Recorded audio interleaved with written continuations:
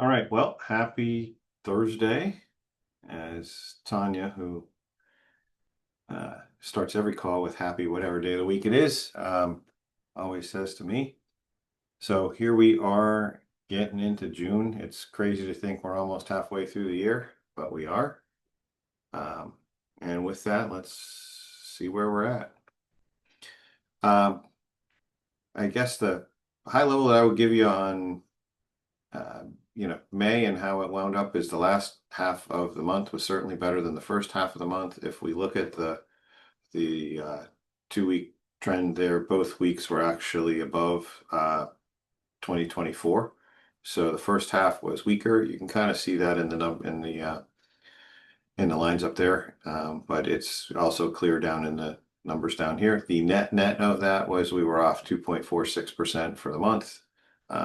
That's better than the, let's see, I think it was 2.5 something. I don't have it right in front of me that we had for the month of April, but it's slightly like 0.7% better.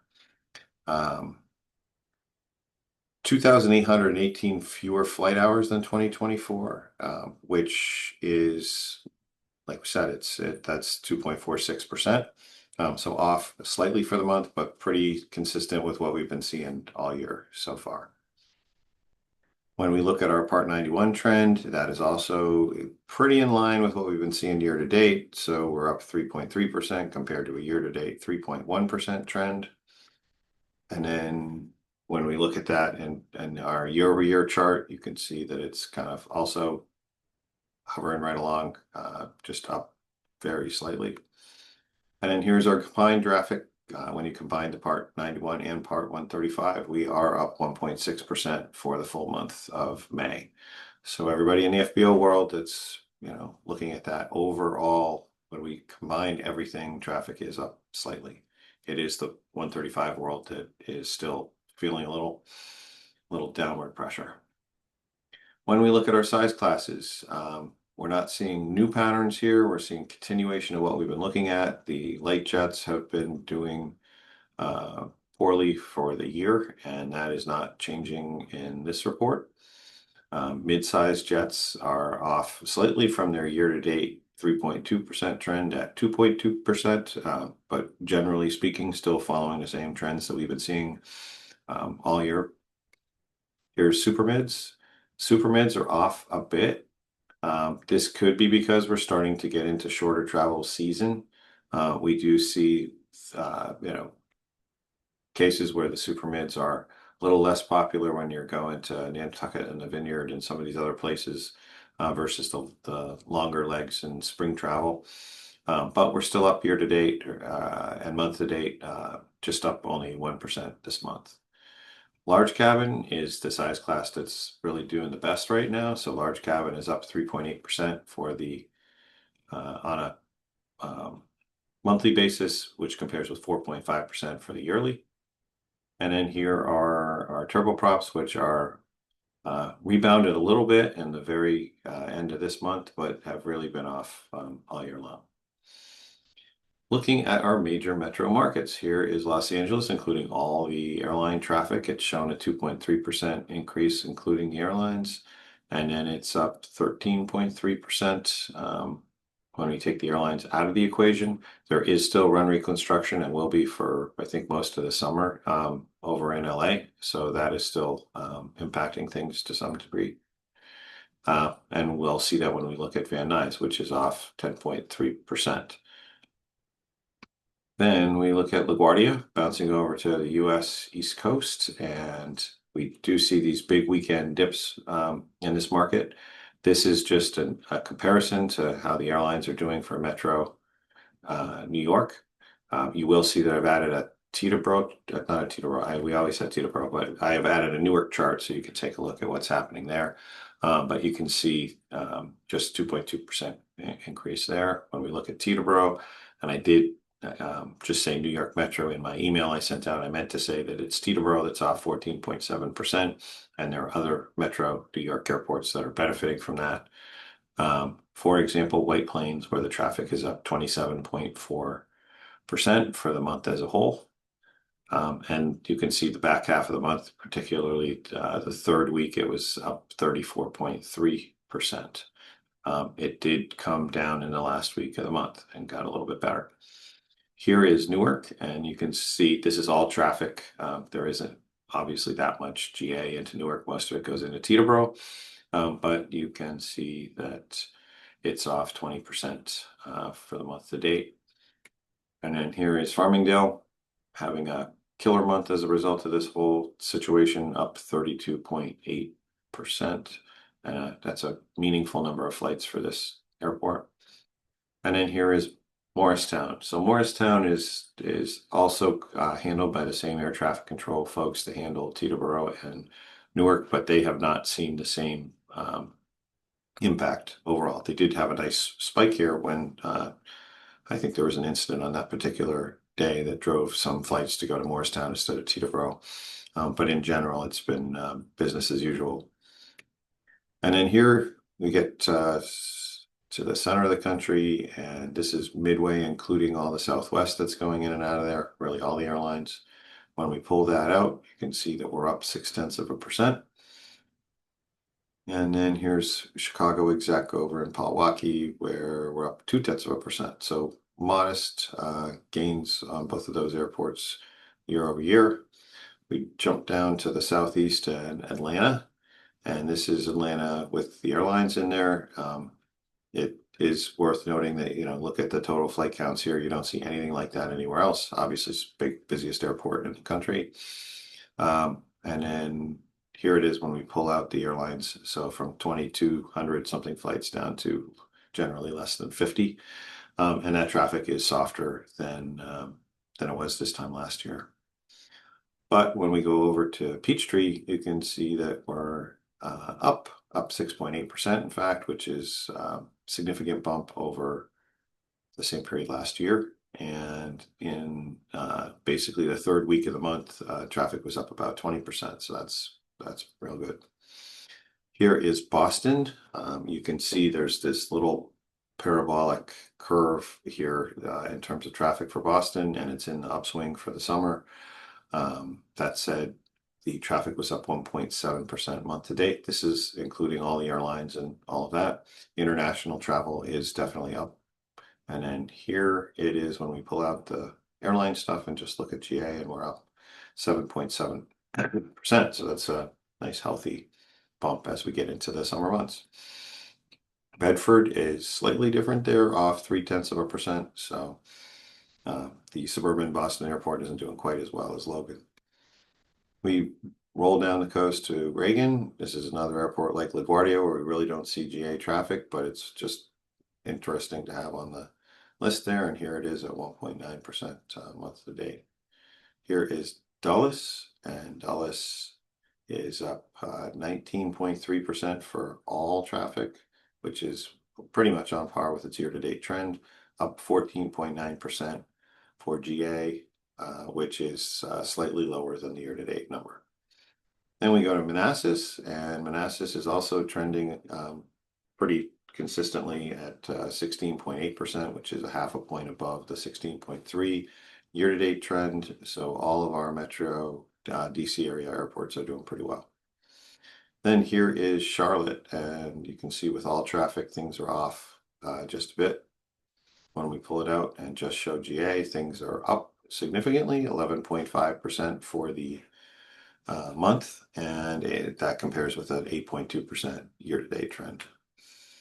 Looking at our second home city category, here are the Hamptons, and we are in the season and getting into the peak of in season here within a few weeks. So up 2.9%, and the flight card counts, as you can see at West Hampton, are starting to get up there. We had our first 100 flight day here back on May 23rd. So here is Aspen, still in the middle of their annual shutdown for runway stuff. That's run a little bit longer this year than it did last year. So obviously they're going to be off, and doesn't matter whether it's GA or not. Shutdown is shutdown. So here is Eagle, and with the airlines, traffic's up 12%. Without the airlines, traffic's up 20%. So the summer peak for Eagle is coming on strong. Then we go to Denver Centennial, and we're running pretty even with the year-to-date trend there, and at 2.9% compared to a 2.8% year-to-date trend. Now we go over to Nantucket. We are starting to get, just like the Hamptons, we're starting to get into the season. We are trending off 1.2%, but the flight carts are getting up there. I mean, you can see here on the 23rd, we had 312 flights in there. That is crazy in terms of busy for an airport like that. And then here's Martha's Vineyard, which also is getting into their peak season. Not quite the same level of activity as we see in Nantucket, but still on the way up.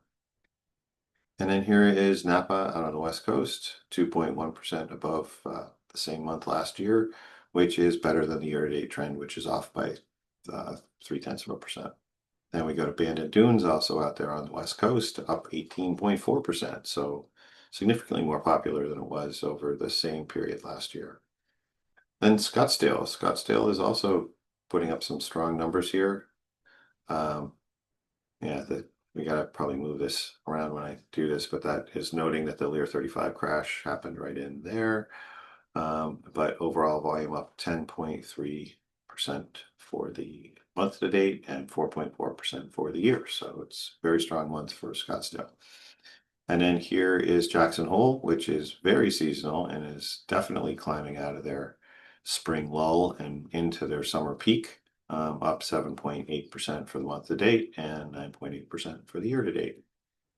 We go down to Hilton Head, GA only. And we did have a nice spike here, but it didn't sort of cover these other days that were gaps. So we're off 4% for the month to date. And that's in contrast to 3.4% positive for the year to date. Looking at the other cities category, we have, starting with the Addison Airport down in Dallas, we're up 5.8% against a 2.2% year-to-date trend. Then we get to Dallas Love. All traffic is up just slightly at 0.8%. When we just look at GA, we're off 0.8%. So it's a minor dip there, but this airport has kind of been up and down depending on the month or the week this year. Here's Opelika in Florida, up 4.7%, posted 5,826 flights in the month, and that's 1 point below the 5.7% we've seen on a year-to-date basis, but still pretty good as we get into off-season down there in South Florida.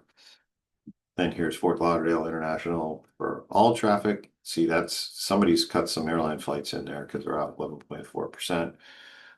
GA's different story, up 11.1%. And I may sound like a broken record here, but the main driver for this bump is Palm Beach and presidential TFRs up there. Fort Lauderdale does benefit, as well as other airports around the Palm Beach area when those TFRs are in effect. So here's Fort Lauderdale Exec, which is really more of a local airport from my experience, and it's showing off 3.1%. And then here is Naples, flipping over to the west coast of Florida, in positive territory at 1%, but not doing quite as well as earlier in the year, or the year-to-date trend, which is up 5.5%. Now, West Palm, we've had fewer TFRs, which is good for things in there, and this is the airline traffic trend. But you can see that it has still impacted things overall, where we're off 13.1% for the month to date and 15.4% year to date. Now we go over to Nassau and the Bahamas, and strong year out there all around, 6.9%, which is a 0.5 point above the year-to-date trend, which is 6.2%. So things are looking good out in the Bahamas. And then here is Bermuda, GA only, off slightly at down 0.2%.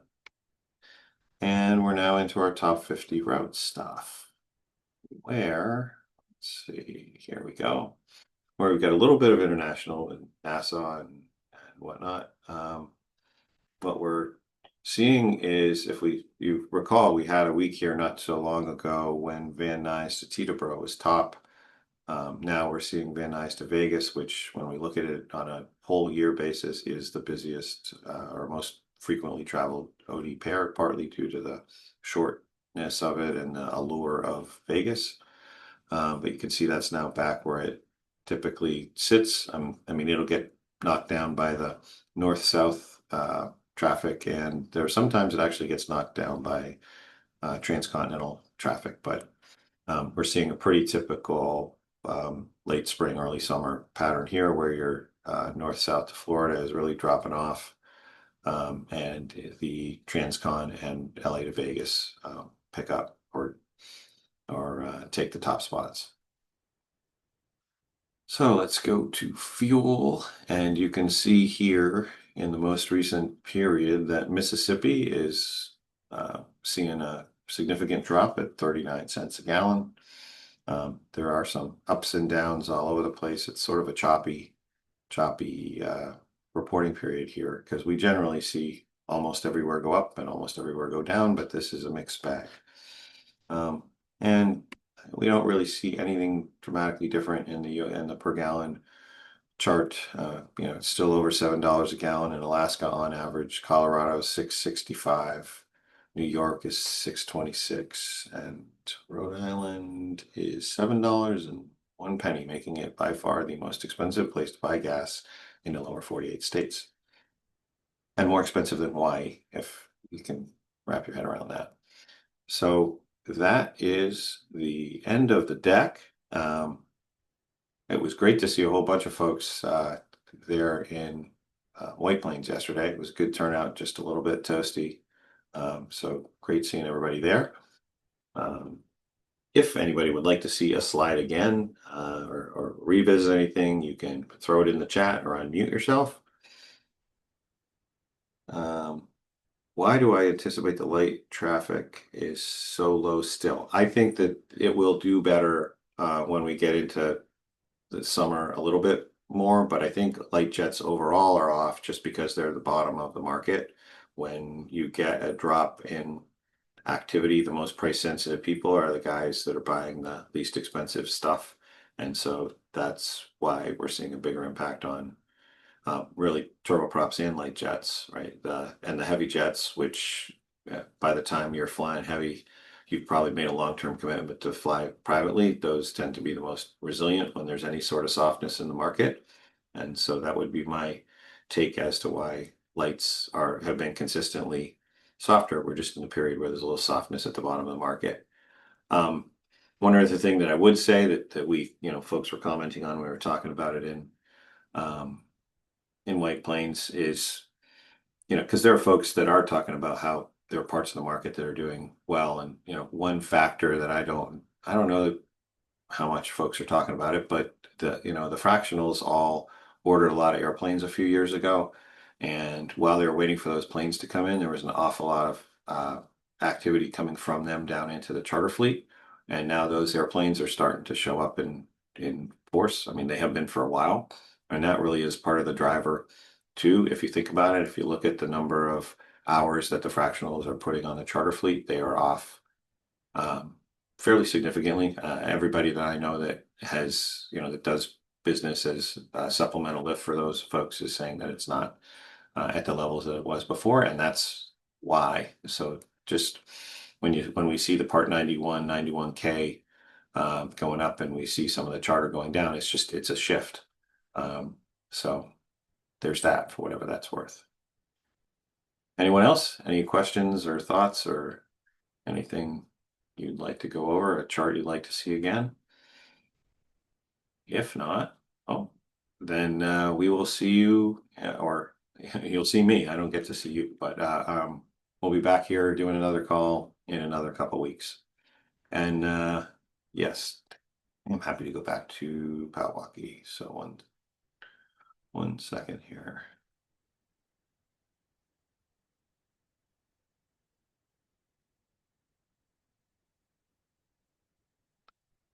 See how fast Greg can.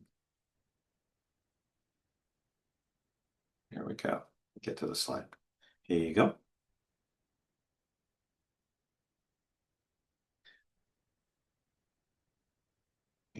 with that, the weather is finally good here in the Northeast. It has been pretty rainy spring, but today is a gorgeous day. So I hope everybody else is having good weather and can get outside. And like I said, we'll see you again in a couple weeks. Thanks. Thanks, Greg. I had one more thing. Oh, yeah, of course. They did say that Trump is now not going to go to Florida anymore. He's going to go to New York. So we might see some more TFRs up in New York. Just like things aren't messy enough up there, huh? Yeah, I will see if I can find that article. I think it came from NBAA. Okay. Well, yeah, I guess we should be ready for that. That'll drive even more people away from Teterboro, probably, right? I think well, with Air Force One, where does he go into when he's going to Manhattan?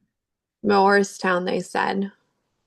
Okay, so then that'll make things tricky in there. Got it. Mm-hmm. All right. Well, thank you for that. Yeah, thank you. All right. Well, thanks everybody. Again, we'll see you again soon. Take care. Bye.